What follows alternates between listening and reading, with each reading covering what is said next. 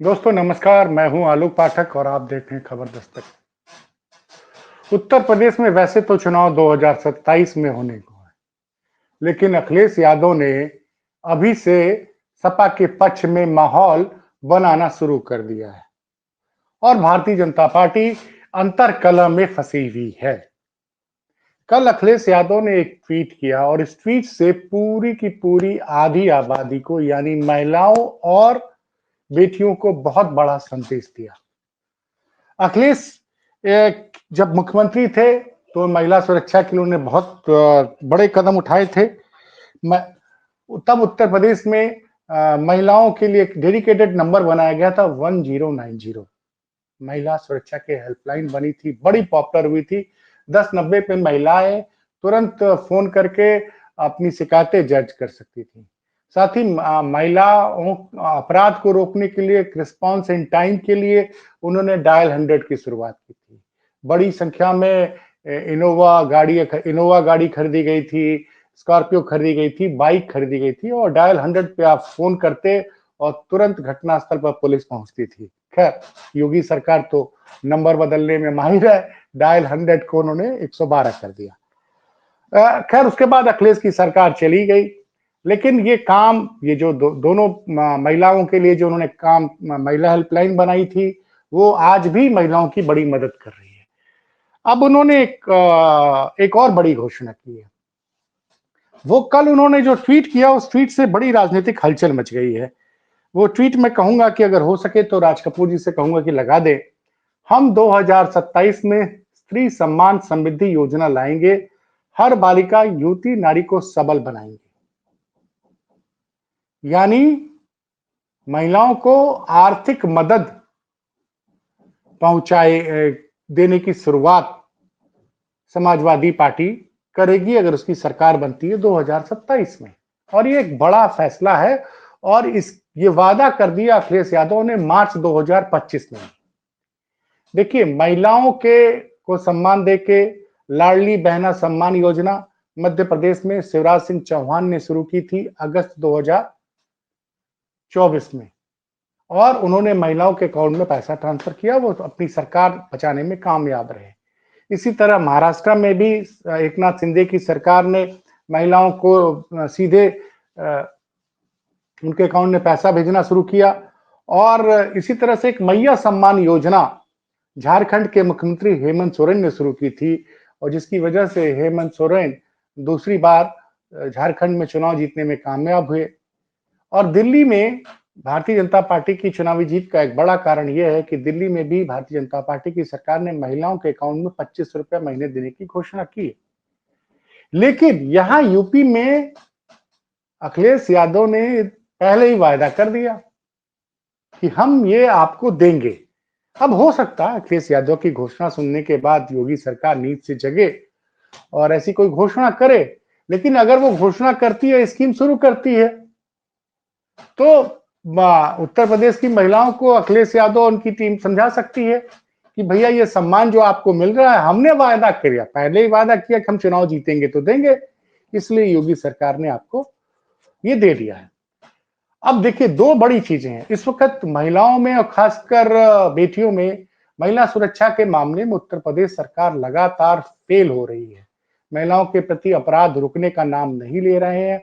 हाल फिलहाल में हर रोज खबरें आ रही हैं।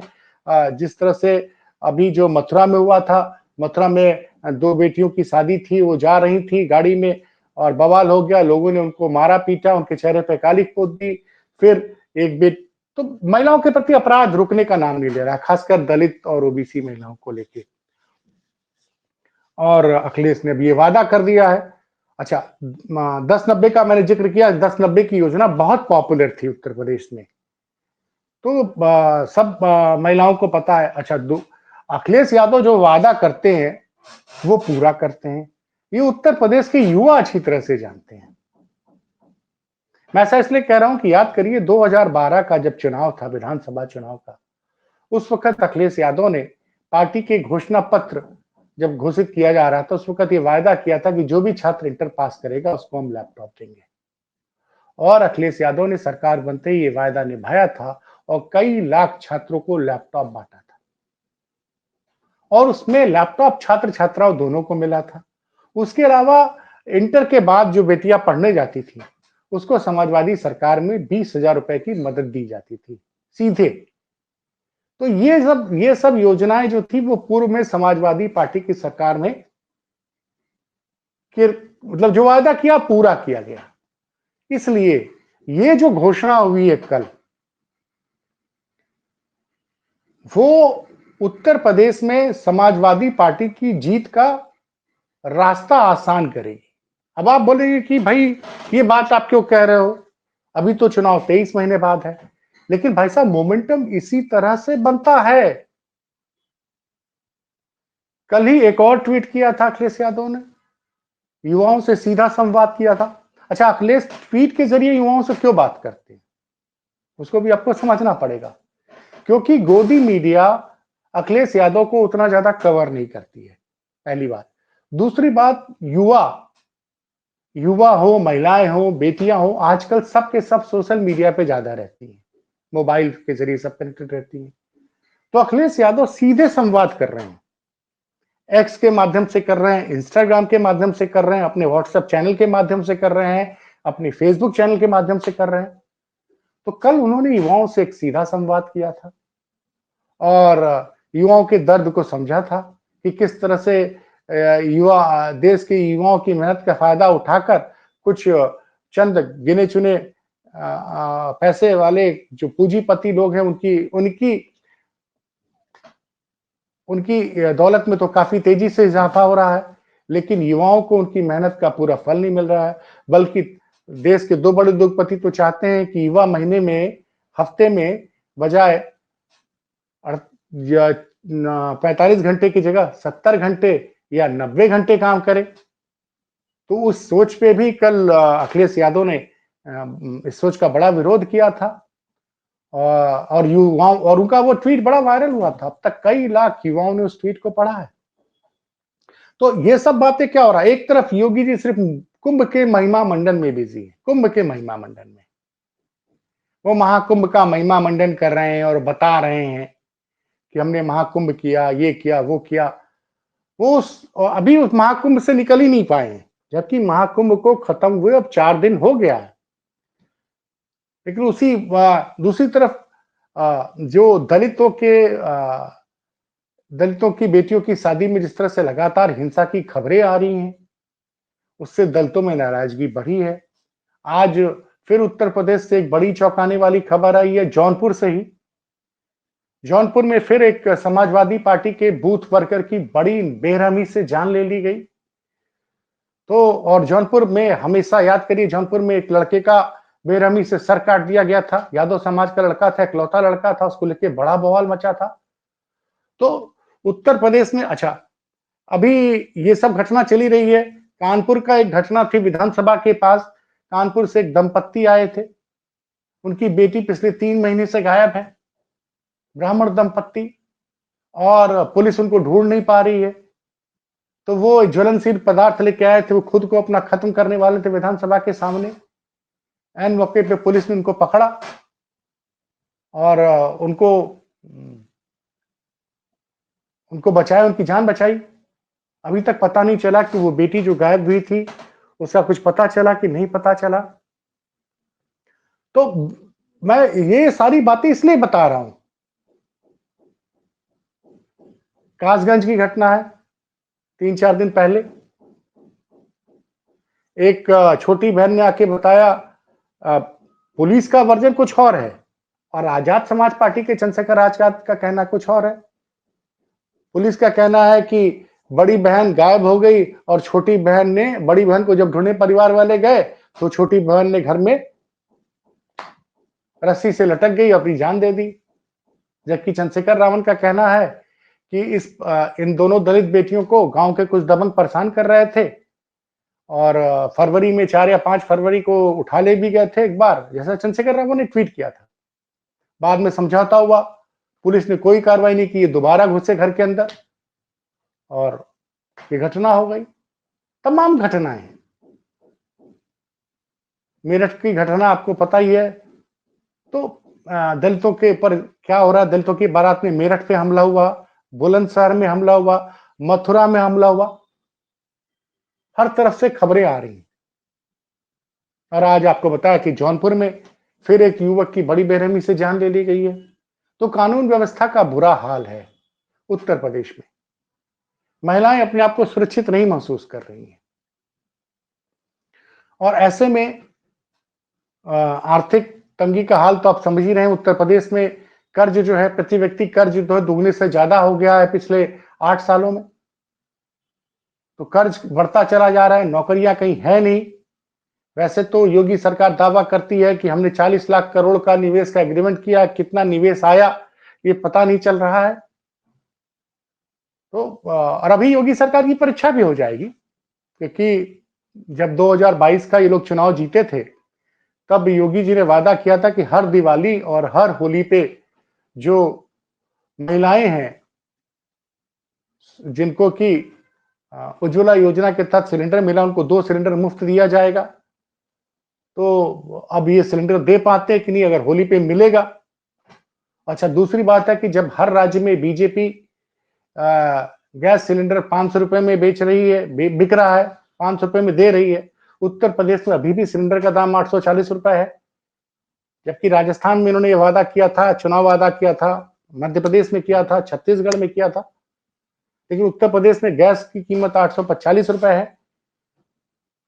और बाकी राज्यों में महिलाओं को सीधे जो है भारतीय जनता पार्टी उनके अकाउंट में हर महीने 1500 या 2000 रुपया, 2500 महीना दे रही है। तो ऐसी योजना कब शुरू होगी? और ऐसे में एक ऐसे नेता ने जिसने जो कहा वो डिलीवर करके दिया। अखिलेश यादव ने वादा किया कि हम लैपटॉप बांटेंगे, उन्होंने कई लाख छात्र छात्राओं को लैपटॉप बांटा। उन्होंने बेरोजगारी भत्ते की बात की, कई करोड़ों युवाओं को बेरोजगारी भत्ता मिला था समाजवादी सरकार में। महिला सुरक्षा के लिए 1090 का मैंने आपको पहले ही जिक्र किया। लखनऊ में मेट्रो चलाने का वायदा किया था, मेट्रो चल रही है। 8 सालों में लखनऊ में जो अखिलेश यादव के सरकार में जो मेट्रो बनी थी, उसके अलावा 1 सेंटीमीटर भी मेट्रो का फेज 2 शुरू नहीं हुआ। तो तमाम चीजें हैं। तो मैं इसलिए कह रहा हूं कि जो जनता से सीधा संवाद कर रहे हैं अखिलेश, और जो महिलाओं को लेकर जो घोषणा की है, उससे समाजवादी पार्टी, और मैं आपको बताऊं 2024 के लोकसभा चुनाव में अखिलेश यादव ने बड़ी संख्या में महिलाओं को टिकट दिया था, पढ़ी लिखी युवा महिलाओं को मौका दिया था। उसमें से कई तो सांसद भी चुने की गई। मछली शहर की प्रिया सरोज हो, या फिर इकरा हसन हो, जो कि पश्चिम उत्तर प्रदेश से चुनाव जीती हैं। तो ये महिलाएं लगातार लोकसभा में उत्तर प्रदेश में महिलाओं का मुद्दा उठा रही हैं। और उत्तर प्रदेश विधानसभा में मछली शहर से एक तेज तर्रार विधायक डॉक्टर रागिनी सोनकर, जो समाजवादी पार्टी की है, वो लगातार विधानसभा में हर मुद्दे पे सरकार को घेर रही है। चाहे वो स्वास्थ्य का मामला हो, चाहे वो पानी का मामला हो, चाहे वो शिक्षकों का मामला हो, महिला सुरक्षा का मामला हो। तो मैं इसलिए बता रहा हूं कि महिलाओं को लेकर उनका विजन बड़ा क्लियर है। एक अच्छी खासी महिला मोर्चा में उन्होंने टीम खड़ी की है, युवा महिलाओं को मौका दे रहे हैं। उम्मीद है कि विधानसभा चुनाव में भी वो बड़ी संख्या में महिलाओं को टिकट देंगे, और वो जो कहते हैं वो करके डिलीवर भी कर रहे हैं। इसलिए मुझे लगता है कि ये जो उन्होंने मैं आपको उनके जो ट्वीट में जो उन्होंने कहा था, कल का ट्वीट है, हम 2027 में स्त्री सम्मान समृद्धि योजना लाएंगे और हर बालिका युवती नारी को सबल बनाएंगे। तो ये गेम चेंजिंग स्टेटमेंट है, और पिछले 2 सालों से यूपी में political agenda Akhilesh Yadav decide करते हैं, और भारतीय जनता पार्टी को उस एजेंडे को फॉलो करना पड़ता है। तो आज की डेट में यूपी के बारे में सारे महत्वपूर्ण बदलाव आप देखिए। कुंभ, मैं अभी बता रहा हूं, कुंभ में जितने सलाह अखिलेश यादव ने दिए वो योगी जी माने, लेकिन 35 दिन 40 दिन बाद माने। उन्होंने कहा कि सेना को बुलाइए, सेना भीड़ का कंट्रोल कर सकती है। 35 दिन बाद सेना बुलाई गई।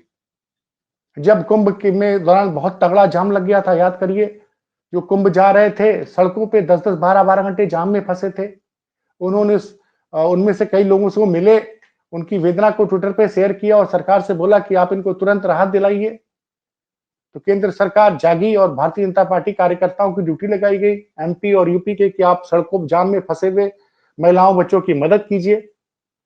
उसके बाद जब भगदड़ मची थी तो उन्होंने कहा कि बड़ी भाई बहुत से योग्य आईएएस आईपीएस अधिकारी हैं, उनको कुंभ में भेजा जाए।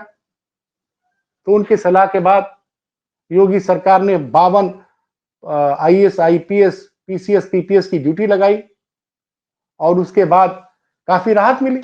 तो जो भी अखिलेश यादव कहते हैं उनकी सलाह को मानना पड़ता है योगी जी को। तो ये जो और ये सब प्रदेश की जनता देख रही है। अब ऐसा नहीं है कि वो चैनल देखने के लिए सिर्फ वो अब सब महिलाएं जो है लड़कियां वो सब व्हाट्सएप चलाती हैं, ट्विटर चलाती हैं, फेसबुक चलाती हैं, यूट्यूब चलाती हैं और वो लगातार सुन रही हैं कि अखिलेश यादव क्या बोल रहे हैं। और वो एक जो एक सबल और एक सार्थक विपक्ष की भूमिका निभा रहे हैं, लगातार उत्तर प्रदेश के लोगों के हित की बात उठा रहे हैं। तो उन्होंने एजेंडा तय कर दिया है। अब देखते हैं योगी सरकार कब अखिलेश यादव की सलाह को मानती है। वैसे जो 2024 के लोकसभा चुनाव में जो मोमेंटम बना था उस मोमेंटम को अखिलेश यादव लगातार बनाए हुए हैं और यही रहा तो 2027 में समाजवादी पार्टी के लिए सत्ता में वापसी के अवसर अब दिन पर दिन बढ़ते चले जा रहे हैं। देखते रहिए खबर दस्तक। चैनल अच्छा लगता हो तो शेयर और सब्सक्राइब कीजिए। कोई कमी हो तो कमेंट बॉक्स में बताइए। बहुत बहुत धन्यवाद।